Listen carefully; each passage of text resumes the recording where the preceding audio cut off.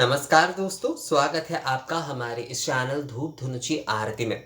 दोस्तों, शिवरात्रि के औषधि नैवेद्य के ऊपर जो है आप लोगों का मुझे 2 सवाल खासकर विशेष रूप से मिला।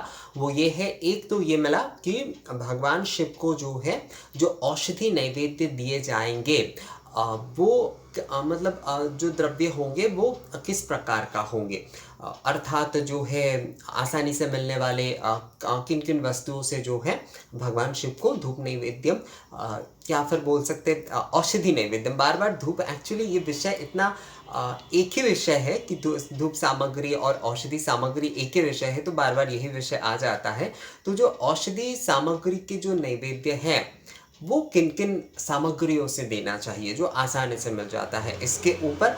और साथ ही जो है आप लोगों का ये भी विषय आया है कि जिस तरीके से नैवेद्य या भोग जो है प्रदान करते, क्या उसी प्रकार से जो है भगवान शिव को दिया जाएगा या नहीं?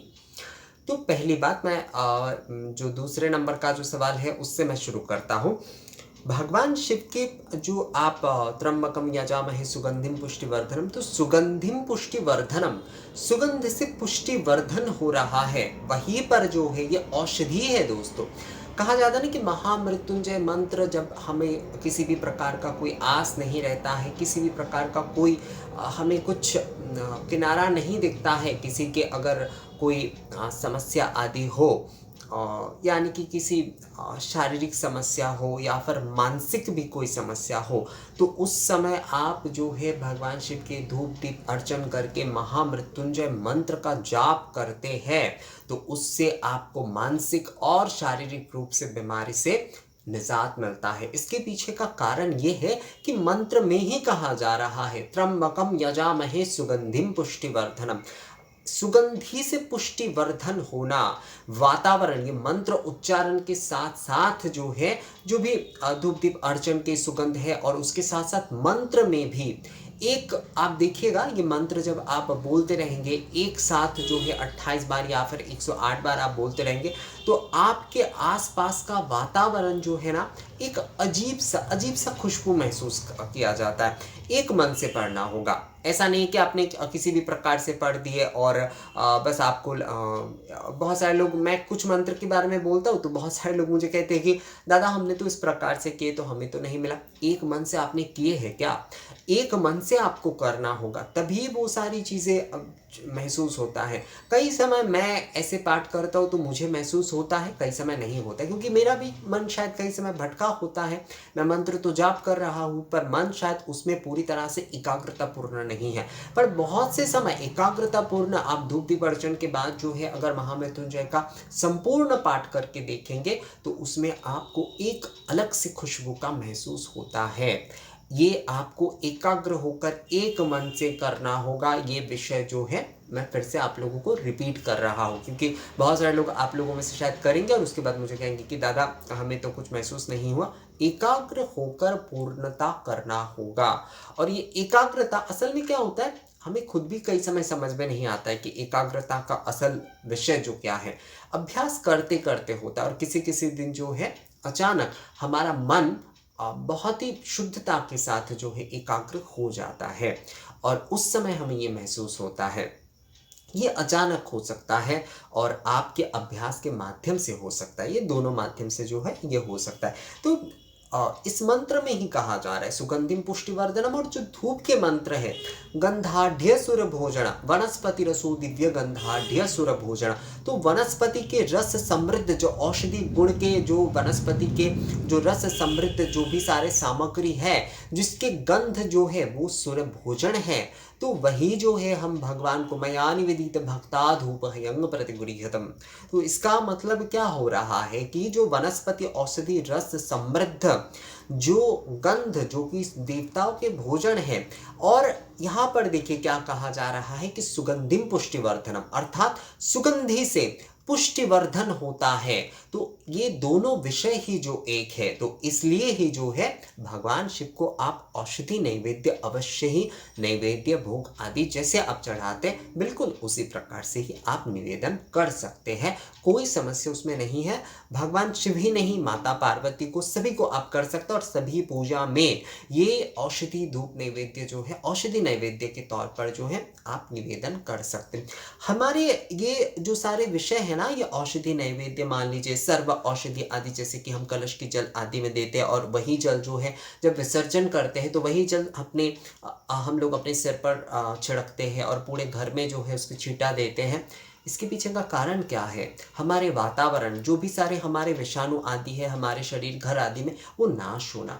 हमारे पूजा में इसी वजह से जो है ये सारे औषधि, जड़ी बूटी आदि, वनस्पति के रस समृद्ध धूप, गुग्गुल, ये सब कुछ जो है ना इतना महत्वपूर्ण है दोस्तों। तो औषधि नैवेद्य जो है आप भगवान शिव को अवश्य ही नैवेद्य के तौर पर निवेदन कर सकते हैं। और जैसे नैवेद्य आदि आप लोग निवेदन करते हैं वैसे ही थाली आदि में रखकर, मैंने ऑलरेडी एक वीडियो बनाया भी है इसके ऊपर जो है, जैसे धूप सेवा आदि किए जाते हैं उसके ऊपर आप उसे देख सकते हैं।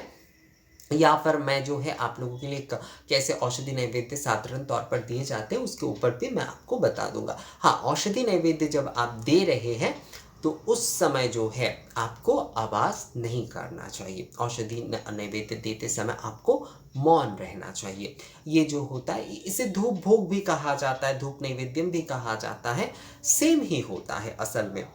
ये विषय जो है आप धूप नैवेद्यम के तौर पर भी दे सकते हैं और औषधि घृत के साथ औषधि आदि लेकर भी जो है आप औषधि नैवेद्यम निवेदन कर सकते हैं।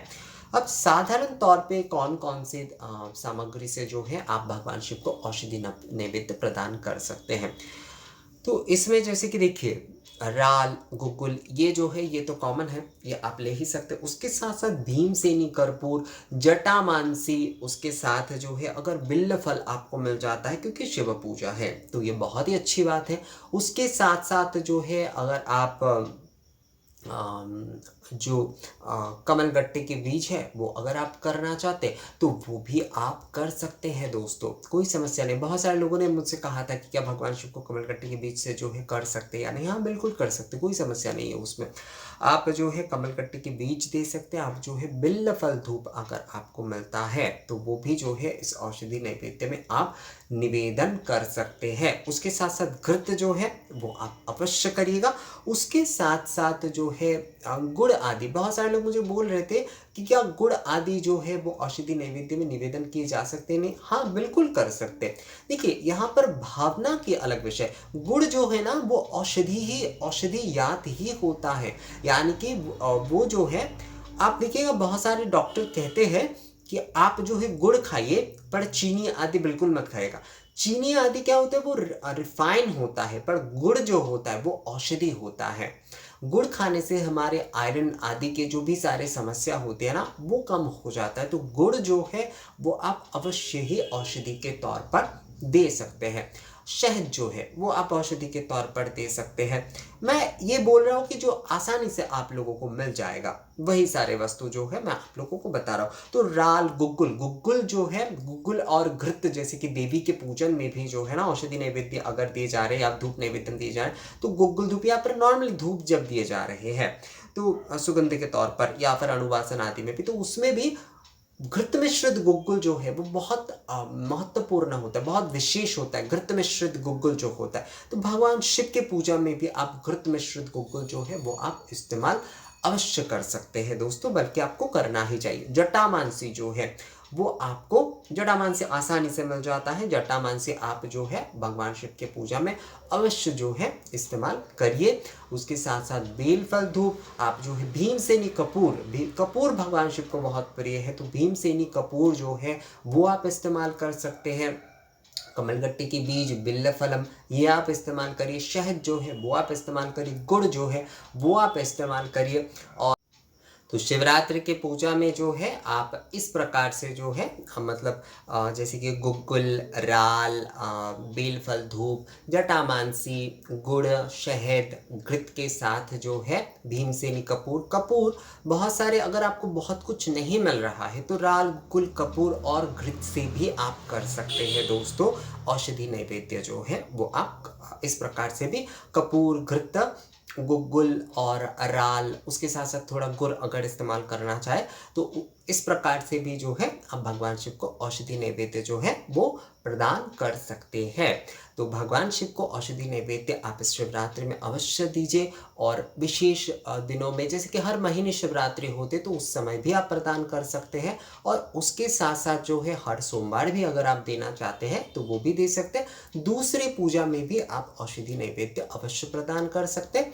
आप इस पूजा में यानी कि शिवरात्रि की पूजा में भगवान शिव और माता पार्वती को एकत्रित ही दे सकते हैं। बहुत सारे लोगों ने ये कहा था कि क्या हम अलग अलग जो है माता पार्वती और भगवान शिव को या माँ अन्नपूर्णा के पूजन कर रहे हैं तो उसमें हम अलग अलग धूप पात्र में क्या औषधि नैवेद्य दें या फिर एक में ही दे सकते? नहीं, एक में आप दे सकते, उसमें समस्या नहीं है दोस्तों।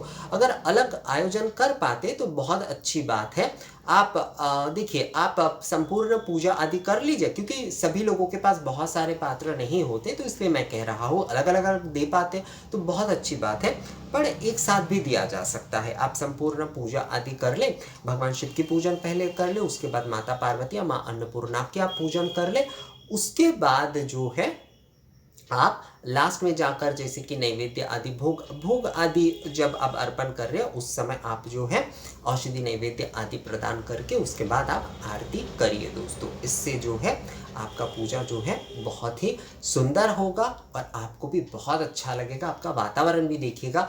आप धूप औषधि और धूप निवेदन उसके साथ साथ आरती आदि अनुवासन आदि अगर सभी आप करते हैं ना तो इससे आपकी पूजा के वातावरण और सुंदरता जो है ना वो बहुत सुंदर, मतलब वातावरण में एक आध्यात्मिकता आ जाएगा, आध्यात्मिक एक सुगंध आ जाएगा। मेरा कहने का मतलब है दोस्तों ये आप करके देखिएगा, बहुत अच्छा लगेगा आपको। और उस दिन जो है बहुत ही सादा घर पे इस प्रकार का खाना आदि मत बनाइएगा जो बहुत तेज प्रकार का होता है, हल्के वाले खाना आदि ही बनाएगा, खिचड़ी आदि इस प्रकार का, मतलब कुछ तेज गंध वाले खाना, तेज कुछ मसाले वाले खाना जिसका गंध होता है वो नहीं बनाएगा। उससे जो है ना ये जो सुगंध आदि है धूप आदि के वो कई जगह पर जो है वो संपूर्णता से नहीं मिल पाता है। तो पूजा के दिन जो है आप भगवान शिव के पूजन, उनके धूप औषधि नैवेद्य, उनके आरती आदि में ही संपूर्णता अपने आप को निवेदन करिए। उपचार जैसे निवेदन करते हैं ना उसी तरह से अपने मन को भी संपूर्णता अब भगवान शिव की सेवा में निवेदन अवश्य करिए दोस्तों। तो दोस्तों ये वीडियो आप लोगों को कैसा लगा मुझे कमेंट्स करके ज़रूर बताइएगा। मिलते हैं आपसे अगले वीडियो में, तब तक के लिए नमस्कार।